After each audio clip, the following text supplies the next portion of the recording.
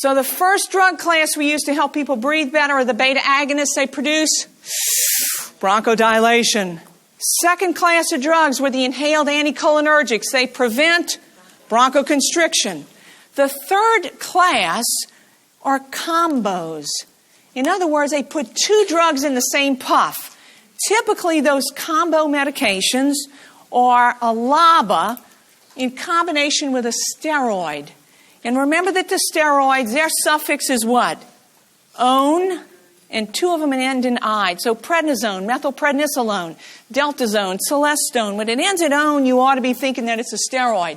We put steroids in combination with LABAs, and to be honest with you, they work very well in patients who have asthma, but we use them in patients with COPD as well. Another combination that we use all the time in COPDers, and we just got some really good research that shows that they may do best with this combination, is a long-acting anticholinergic plus a LABA. Obviously very expensive. Look at those price tags. You see them? So right now you ought to be making a note to self. Note to self. COPD is a very expensive disease. All right? Very, very expensive disease. So the ones I think you need to know for your exam, you've got to know all about the beta agonists. Put a star by it. You got to know about the inhaled anticholinergics, and I want you to watch on your exam for drug-disease interaction questions. All right? And then finally, the third is combinations. We put combinations of meds together for patients who can't breathe so well. And that's what I think you ought to know. I've given you a prescribing strategy for COPD patients. Like, how do you know what of those drugs to even give them? Well, take a look. We usually start with a short-acting anticholinergic. When that doesn't work so well, we move to a long-acting anticholinergic. Then we add another drug. Then we add another drug. Do you realize how expensive COPD can be? Because when drugs come out of a canister, they are always very, very expensive. So look at your next patient. A 65-year-old male who has COPD has been using his albuterol inhaler several times daily for the past 3 days.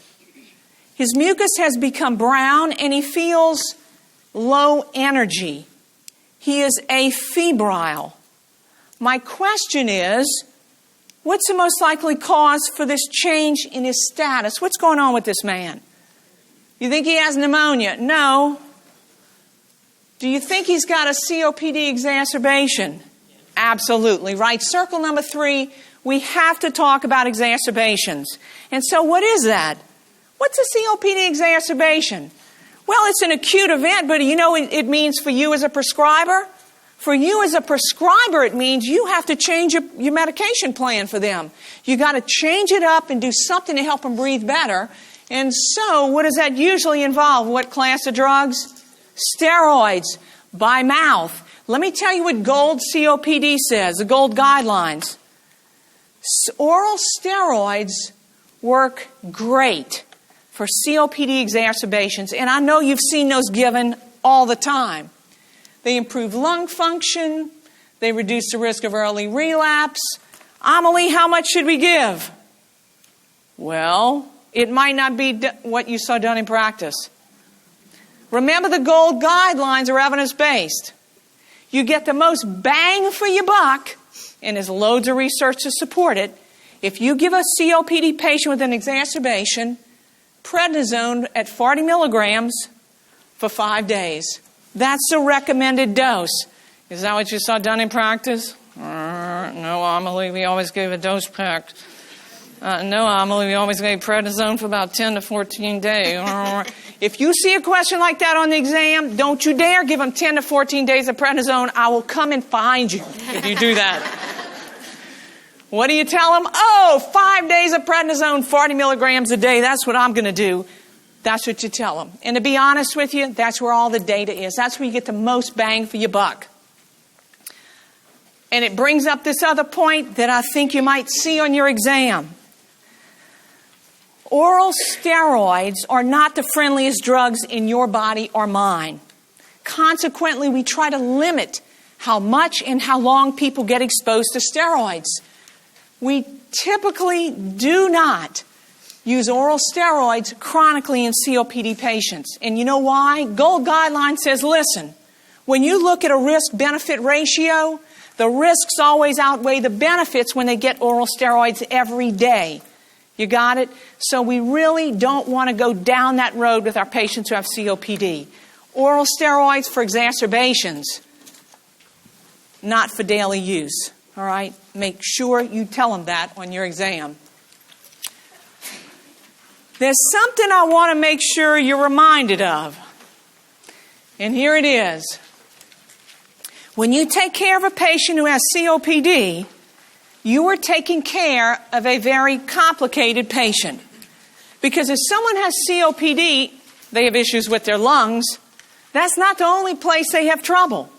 I want you to think about all of the things and conditions that go along with COPD, because when you give them a drug to treat their COPD or to make them breathe better, I'll bet you're going to impact another disease they've got. Let me show you the most common comorbids associated with COPD. If you have a problem in the lungs, you soon will have a problem in the heart. How many times have you seen COPD patients with tachyarrhythmias? And every time you give them albuterol, if they've got underlying tachyarrhythmias, they're going to have runs. So yeah, we got to get them to breathe better with albuterol, but we increase their risk of tachyarrhythmias. Every time they have an exacerbation, what was the drug class of choice? Oral steroids. It's going to wreck their bones. It's going to wreck their blood sugars. So you'll have to chase blood sugars in your diabetics when you give them oral steroids. Long term, you have got to watch their bones. And so if you can't breathe, it's got to be a major bummer. And I would tell you, we see loads of anxiety. I don't know if I'm going to get another breath. And a lot of depression associated with it. So I just want you to appreciate right now, when you see a patient who has COPD, you've got a number of other diseases that you've got to keep your eye on. Because the meds you use to help them breathe better invariably impact negatively one of those other diseases they've got. So you've got to take the 10,000-foot view and really look at the big picture. And to be honest with you, if you talk to somebody who's been in practice for 20 years or 25 years or 39 years, like Mimi, they will all tell you the same thing. That's one of the most difficult parts of your practice, is to make sure that you keep your eye on all the balls at the same time. All right? So it's very difficult for a new NP. It's difficult for anybody who's been in practice. All right.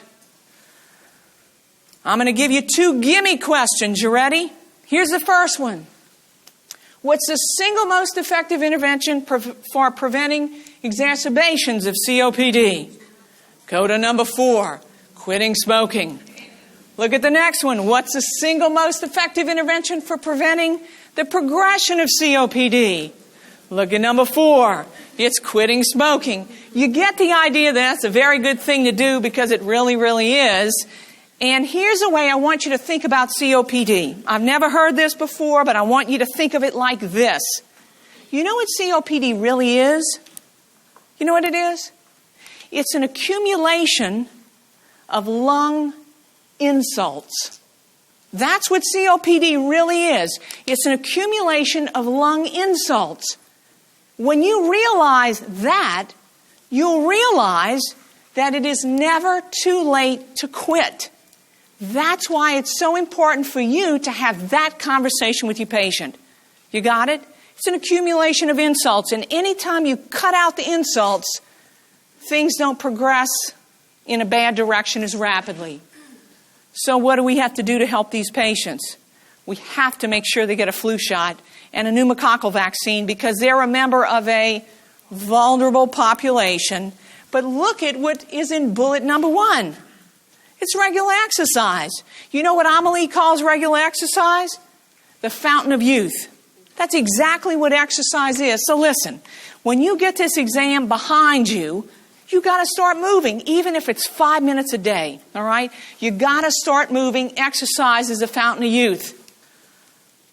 All right, we're in the home stretch. Hang with me. You ready? We're going to talk about 2 things. We're going to talk about asthma and something we used to call exercise-induced asthma. You got a new name. It's not called exercise-induced asthma anymore. It's called exercise-induced bronchospasm. And I'll show you quickly how we manage that. But let's talk about asthma first. What's the best way to manage this? Well, we have evidence-based guidelines that help you manage it. And of course, those come from the National Heart, Lung, and Blood Institute. This is a website where you can go and snag them. But I'm going to give you all the highlights, and I don't know if you'll have to do that. Your take-home point when we talk about asthma is this one. You ready? Asthma is a disease of inflammation. And if you know that and you really believe it, then what drug class is first line to treat the inflammation in the lungs?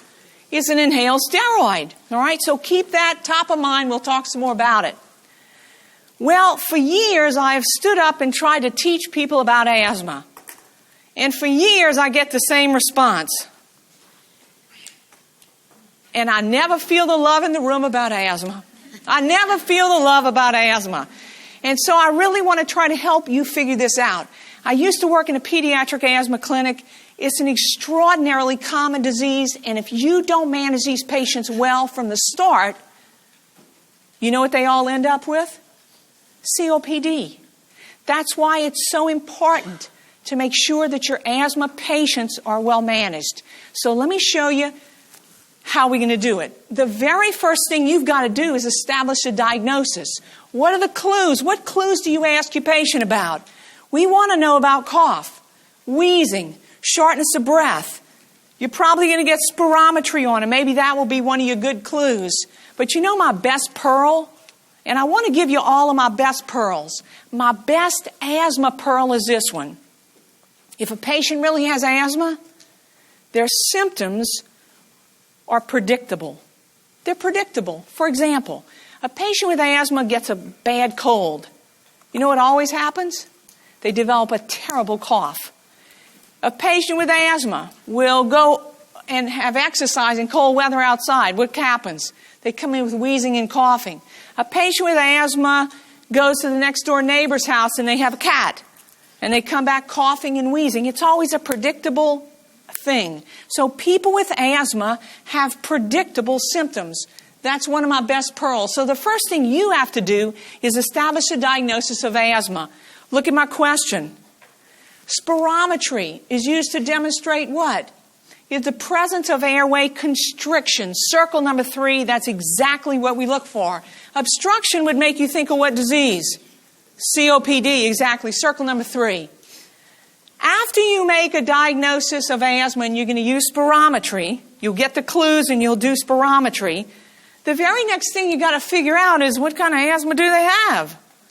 Because you remember, asthma falls into 2 big buckets. People have intermittent asthma, but the vast majority of people have persistent asthma. So if you have intermittent asthma, regardless of your age, look at how I have it written for you. These people have symptoms less than twice per week. I'm going to tell you right now, you're hardly going to see these people. They're not going to waste a visit coming to tell you about something that happens that infrequently. But why do you need to make the diagnosis? Because that's how you know what drug to give them. All right? That's why you got to say it's intermittent or persistent. When a patient has persistent asthma, and this is what most of them have, it's either mild, moderate, or severe. Right? So depending on how many times per month, or per week, they have their symptoms, we'll know whether it's mild persistent, moderate persistent, or severe persistent. Look at what you look for. When it's mild persistent asthma in an adult, they have symptoms, look right here, more than twice weekly, but not every day. If that's how often your patient has symptoms, they have mild persistent asthma. If a patient has moderate persistent asthma, they have symptoms every day. It's as simple as that. Not all day, but at least once a day they have chest tightness, cough, or wheezing, at least once a day.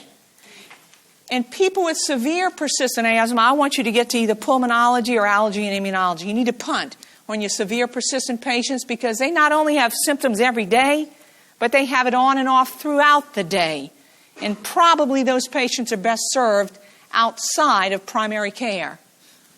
All right, so you got to make your diagnosis. Based on the diagnosis, you now know what drug to give them. Look how easy it is.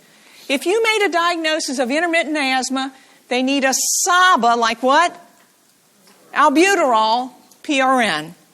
That's what you need. If you have persistent asthma, which means you have symptoms more than twice a week, we're going to give you a low dose. Look at my acronym, ICS. What's that stand for? Inhaled corticosteroid. We're going to give you a low dose inhaled corticosteroid. If that doesn't help you, we're going to give you that plus a LABA. Or maybe we'll drive your low dose inhaled corticosteroid up to a medium dose. And so we continue to do that. That's how you know what drug to give them. It's based on your diagnosis. Everybody with me? Look at number 4. You cannot let this patient leave your office without an asthma action plan. What's that? An asthma action plan is something that's personalized to that patient. It lets them know exactly what to do when their breathing is not so good. It lets them know when to go to the ER. It lets them know what to do on a daily basis. If you're looking for a good example of a sample one, there's one right here that you can take. Obviously, people with asthma need loads and loads of education. And then after you give them a drug, you need to get them to come back. Because you have to remember that asthma is a chronic disease. And if asthma is a chronic disease, people have to come back with regularity. And so make sure that they have a follow-up appointment. And so, let me remind you of one thing that I always think about. When you took your NCLEX, the RN exam, you had safety questions, and I bet you we all had this one. Don't give DIG if the heart rate is less than 60. Well, those were safety questions. On the NP exam, you're going to have safety questions as well. But because you are now a prescriber, it involves drugs. Those are your safety questions. So let me throw out one to you. You've got to make doggone sure that every asthma patient, in fact, every COPD patient as well, leaves your office with a prescription for a SABA, like albuterol. That's a safety issue or safety question on your exam. All right, so make sure you have a heads up about that. So asthma in a nutshell, I think that will help you. The other one that we're going to address very rapidly and quickly is exercise-induced bronchoconstriction. And we used to call it exercise-induced asthma all the time. Here are your strategies with it. For people who only have symptoms when they exercise, we obviously want to treat them before they exercise. For most patients, we can use albuterol. But we really don't like people to be using albuterol more than twice a week. So if it's someone who exercises 5 days a week because he's on the football team, or someone who is a swimmer who swims for 2 hours at a time, 5 days a week, you may consider an inhaled corticosteroid. All right? But typically, your first line is going to be a SABA for patients who have exercise-induced bronchoconstriction. Everybody got it? And that comes straight out of the guidelines as well.